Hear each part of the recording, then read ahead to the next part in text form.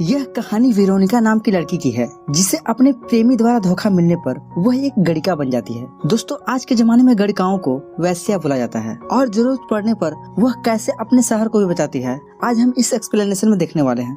Hello दोस्तों, आज हम एक्सप्लेन करने वाले हैं सच्ची घटना पर आधारित best biographical drama film dangerous beauty. Movie के शुरुआत में हम कुछ गणिकाओं को देखते हैं जो कि नाव से कहीं जा रही होती हैं, जिन्हें देखकर वहाँ के बाकी सारे लोग दीवानों की तरह उनके ऊपर फूल फेंक रहे होते हैं। वहीं दूसरी तरफ हम वेरोनिका को देखते हैं जो कि इस मूवी के मेन कैरेक्टर है। उससे जब उन गणिकाओं के बारे में पता चलता है तो वो अपने फ्रेंड के साथ वहाँ पर आती है, जहाँ वेरोनिका के फ्रेंड का भाई काफी दिनों के बाद घर आता है, जिसका नाम मार्को था। मार्को जब वेरोनिका को देखता है तो वह काफी सरप्राइज होता है, क्योंकि उसने काफी पहले उसे देखा था जब वह बहुत छोटी थी, लेकिन अब वह बहुत ही खूबसूरत और बड़ी हो चुकी है। वेरोनिका भी उसे देखकर बहुत खुश होती है, जहाँ वे एक दूसरे को बहुत पसंद करते हैं। घर आने पर रात में वेरोनिका अपनी मदर से पूछती है कि मॉम शादी क्या होती है, जहाँ उसकी मॉम उसे बताती है कि यह एक तरह का कॉन्ट्रैक्ट होता है कि दोनों फैमिली एक दूसरे को क्या दे सकती है और शादी हमेशा अपने से बराबर वालों में ही किया जाता है। तब वेरोनिका कहती है अगर सच्चा प्यार हो तब भी, तो उसकी मॉम कहती है अभी तुम बच्ची हो, अभी तुम्हें दुनियादारी के बारे में कुछ भी नहीं पता है।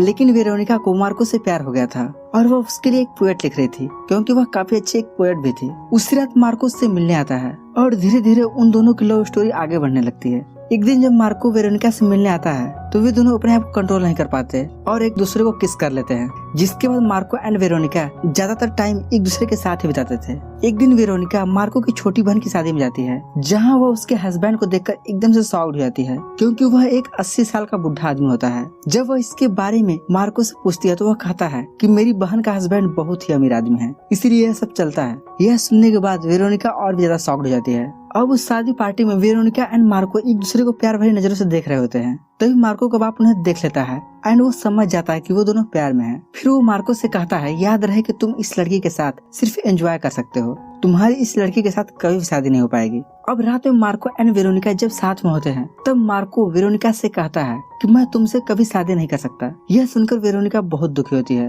और उसकी आंखों में आंसू आ जाता है। फिर वेरोनिका कहती है अगर तुम्हें शादी नहीं करना था तो तुम मेरे पास ही क्यों आए। तब मार्को कहता है कि मैंने भी बहुत कंट्रोल करने की कोशिश की, लेकिन कंट्रोल नहीं कर पाया। लेकिन मैं एक राजघराने से हूँ और तुम मेरी बराबरी की नहीं हो, इसलिए हम दोनों की शादी नहीं हो पाएगी। यह सुनकर वेरोनिका का दिल टूट जाता है और वह रोते हुए अपने घर आती है। वेरोनिका को रोते हुए जब उसकी मदर देखती है तो वो समझ जाती है कि इन दोनों का ब्रेकअप हो चुका है। फिर वो वेरोनिका को समझाती है और कहती है कि मार्को को पाने के लिए शादी करना जरूरी नहीं है, तुम एक गणिका बनकर भी यह काम कर सकती हो। यह सुनकर वेरोनिका को बहुत अजीब लगता है, जहाँ उसकी मदर कहती है कि ये कोई नई बात नहीं है, मैं भी पहले एक गणिका हुआ करती थी। जहाँ उसकी मदर कहती है कि तुम्हारे बाप ने सारा पैसा शराब और जुआ में खर्च कर दिया, अब घर का खर्चा चलाने वाला कोई भी नहीं बचा है और तुम्हारी छोटी बहनों को भी पढ़ाना है, तो अब तुम्हें इस जिम्मेदारी को उठा लेना चाहिए। और साथ ही कहती है कि एक गणिका को बहुत अधिक आजादी मिलती है और साथ ही उसे एक लाइब्रेरी भी मिलता है जिसमें वो आसानी से पढ़ भी सकती है। यह सब सुनने के बाद वेरोनिका गणिका बनने के लिए तैयार हो जाती है,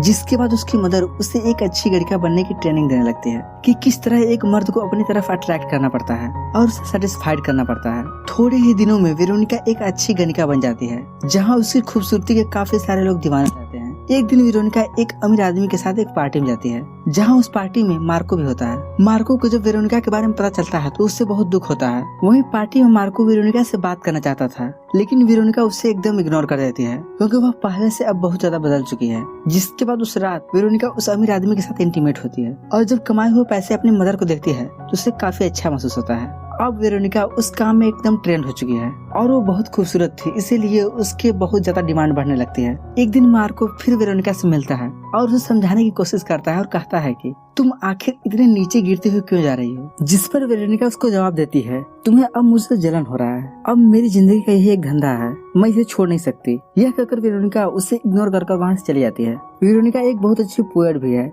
इसलिए एक दिन उसे एक पार्टी में बुलाया जाता है, जहाँ मार्को का फ्रेंड उससे मिलता है और उससे कहता है कि तुम बहुत सारे लोगों के साथ मिलती हो और उनके साथ रोमांस भी करती हो, आज क्यों ना हम दोनों एक साथ रोमांस करें। यह सुनकर वेरोनिका उससे कहती है कि तुम भी एक पोएट हो और मैं भी एक पोएट हूँ, हम दोनों सिर्फ एक सर्वेंट हैं, इसी वजह से तुम हमें अफोर्ड नहीं कर पाओगे। यह सुनने के बाद बहुत ज्यादा गुस्सा हो जाता है। कुछ दिनों बाद मार्को भी शादी कर लेता है, बट वो जिस लड़की के साथ शादी करता है उसके साथ वो खुश नहीं रह पाता, क्योंकि वो अब भी वेरोनिका से ही प्यार करता है। एक दिन फिर वेरोनिका एक पार्टी में पोएट करने के लिए गई होती है, जहाँ मार्को का फ्रेंड भी आया होता है, जो कि वेरोनिका के उस दिन के इनकार से काफी गुस्सा था, जो कि पूरे समाज में वेरोनिका को एक वैसा कहकर उसका मजाक उड़ाता है। लेकिन वेरोनिका उसकी बातों से बिल्कुल भी नाराज नहीं होती और वह उसका सीधा जवाब देती है कि मैं जो भी करती हूँ मर्दों की खुशी के लिए करती हूँ। इसके बाद वो ये भी कहती है कि अगर आप लोगों को मुझसे इतनी ही नफरत है तो आप लोग मेरे पास आते ही क्यों हो? अगर आप लोग मेरे पास नहीं आओगे तो मैं यह काम बंद कर दूंगी। यह सुनने के बाद मार्को का फ्रेंड शांत रहता है, क्योंकि उसके पास इस सवाल का कोई भी जवाब नहीं होता। मार्को के फ्रेंड को जब कोई भी बहाना नहीं मिलता तब वो वेरोनिका को तलवारबाजी के लिए उकसाने लगता है, जिसके बाद उन दोनों में जमकर फाइट होती है और तलवारबाजी में भी मार्को के फ्रेंड पर वेरोनिका भारी पड़ती है। तलवारबाजी के दौरान वेरोनिका के बॉडी में कुछ चोटें आई थी, जिसे देखने के लिए मार्को उसके घर पर आता है, जहाँ वे दोनों एक साथ इंटीमेट हो जाते हैं।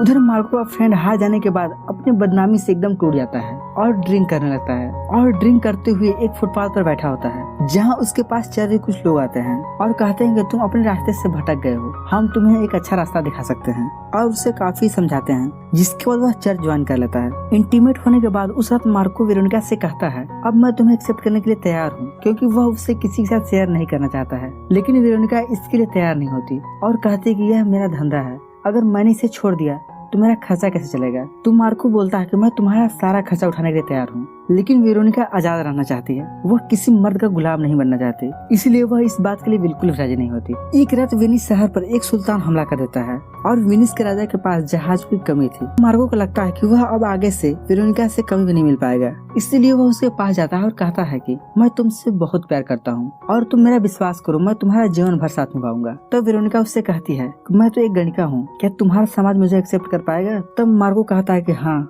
जब मैंने एक्सेप्ट कर लिया तो मेरा फैमिली भी तुम्हें एक्सेप्ट करेगा। जिसके बाद वेरोनिका उसके साथ जाने के लिए तैयार हो जाती है। यह बात जब वेरोनिका के मदर को पता चलती है तब वह उससे कहती है कि तुम बहुत ही गलत फैसला ले रही हो, तुम एक बहुत ही अच्छी गणिका हो, इसके बाद से अब तुम बस एक मर्द का गुलाम बनकर रह जाओगे। लेकिन वेरोनिका उसकी बात नहीं सुनती और वो मार्को के साथ चली जाती है। जिसके बाद मार्को और वेरोनिका एक साथ बहुत ही अच्छा टाइम स्पेंड करते हैं। दूसरी तरफ वेनिस को अगर जीतना है तो उसे और भी जहाज चाहिए, जो कि उसे पेरिस का सुल्तान ही दे सकता है। एक दिन पेरिस का सुल्तान वेनिस आता है, जहाँ उसकी खतरदारी के लिए उसके सामने सारी वेनिस की गणिकाओं को लाया जाता है, जिसमें से सुल्तान वेरोनिका को चूज करता है। हालांकि वेरोनिका ने यह सब काम छोड़ दिया था, बट फिर भी वह वेनिस को बचाने के लिए इस काम के लिए तैयार हो जाती है और वह पेरिस के सुल्तान को खुश कर देती है। जिसके बाद पेरिस का सुल्तान वेनिस की मदद करने के लिए तैयार हो जाता है। लेकिन जब मार्को को यह बात पता चलती है तो वह उस पर बहुत गुस्सा होता है। तब वेरोनिका उससे कहती है मैंने यह सब इसलिए किया ताकि मैं वेनिस की रक्षा कर सकूं, और तुमने भी एक बार सिर्फ अपनी फैमिली की रक्षा के लिए मुझे ठुकरा दिया था।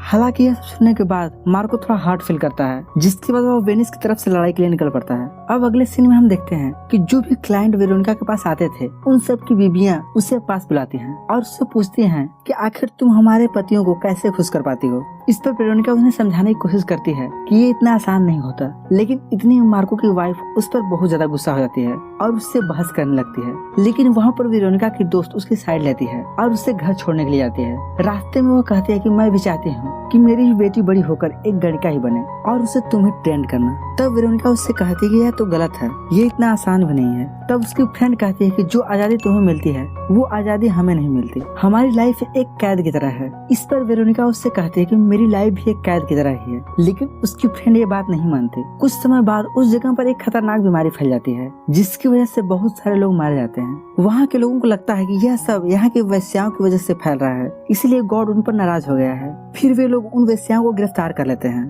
अब कुछ समय बाद मार्को जब वार से आता है तो यहाँ क्या चल रहा है उसे जानने के बाद वह सीधे वेरोनिका से मिलने जाता है और वह वेरोनिका को देखता है तो वह अभी भी ठीक थी और वह उसे तुरंत गले से लगा लेता है। तब वेरोनिका उससे कहती है कि मुझे माफ कर दो, जहाँ दोनों मिलकर काफी खुश थे। इसके बाद वेरोनिका को भी चर्च के लोग अरेस्ट करने के लिए आ जाते हैं और उसे अरेस्ट कर बंदी गृह में डाल देते हैं। अब वेरोनिका पर एक केस चल जाता है कि उसने अपने सारे क्लाइंट्स को अपने बस में कर लिया है। फिर उससे कहा जाता है कि तुमने जो भी किया है उसे तुम सच सच बता दोगी तो तुम्हें छोड़ दिया जाएगा। वहीं कोर्ट में हम मार्को के दोस्त को भी देखते हैं, जो कि हाल ही में कोर्ट को ज्वाइन किया था, जो कि वेरोनिका के खिलाफ बोल रहा था। दरअसल मार्को का दोस्त वेरोनिका को पाना चाहता था, लेकिन पा नहीं पाया, इसलिए वह उससे बदला ले रहा था। वह कहता है कि एक बार तो इसने मुझे भी बस में कर लिया था और मैं वही करता था जो यह चाहते थे। इसके बाद वेरोनिका से पूछा जाता है कि तुमने ऐसा क्यों किया, तो बहुत ही शांत हो जाती है। वह कुछ नहीं बोल पाती क्योंकि सारे आरोप झूठे थे और यहीं पर आज की कार्यवाही खत्म कर दी जाती है। अब रात में मार्को जब वेरोनिका से मिलने आता है तो उससे कहता है कि वे लोग जो भी कह रहे हैं तुम इसे प्लीज मान लो, नहीं तो यह लोग तुम्हें जान से मार डालेंगे। तब वेरोनिका कहती है कि मैंने अपने जीवन में बहुत सी चीजों को बर्दाश्त किया है, लेकिन आज जो भी मुझ पर इल्जाम लगाए जा रहे हैं, अगर मैंने उसे मान लिया तो मेरी आत्मा मुझे कभी माफ नहीं करेगी। अब अगले दिन कार्यवाही फिर से शुरू होती है, जहाँ वेरोनिका सबको बताती है कि मैंने ये सब अपनी मॉम के कहने पर शुरू किया था, लेकिन फिर बाद में मुझे यह काम अच्छा लगने लगा। मैं किसी आदमी को गुलाम नहीं बनना चाहती थी, मैंने वह चुना जो मुझे अच्छा लगा। जैसे आप लोग प्रेयर करते हो उसी तरह से मेरे लिए यह काम एक प्रेयर है, लेकिन इसके बाद भी आप लोगों को मैं गुनाहगार लगती हूँ तो आप मुझे जरूर सजा दे सकते हो। उसे सजा होने ही वाली थी, तभी कोर्ट में मार्को उठ जाता है और वह कहता है कि अगर यह गुनाहगार है तो सजा मुझे भी होनी चाहिए, क्योंकि मैंने भी इसकी मदद की थी। इस शहर में मैं ही नहीं बल्कि बहुत सारे लोग वेरोनिका से प्यार करते हैं। फिर मार्को वेरोनिका के सपोर्ट में काफी लोगों को खड़े होने के लिए कहता है, जहाँ वेरोनिका को बचाने के लिए कोर्ट में बहुत सारे क्लाइंट्स खड़े हो जाते हैं और साथ ही उसके सपोर्ट में एक चर्च का आदमी भी था, जो कहता है कि वेरोनिका ने कोई गलत काम नहीं किया है, हमें उसे छोड़ देना चाहिए। इसी वजह से वेरोनिका को भी कोई सजा नहीं होती, इसी वजह से वेरोनिका को कोई भी सजा नहीं होती और वेरोनिका को छोड़ दिया जाता है। जिसके बाद मार्को और वेरोनिका एक दूसरे को गले लगाते हैं और इसी हैप्पी एंडिंग के साथ ये मूवी यहीं पर खत्म होती है। तो दोस्तों, अगर आपको इस मूवी का एक्सप्लेनेशन पसंद आया हो तो इस वीडियो को लाइक और चैनल को सब्सक्राइब जरूर करें। बाकी हम मिलते हैं एक नए दिन एक जबरदस्त वीडियो के साथ। तब तक के लिए बाय बाय।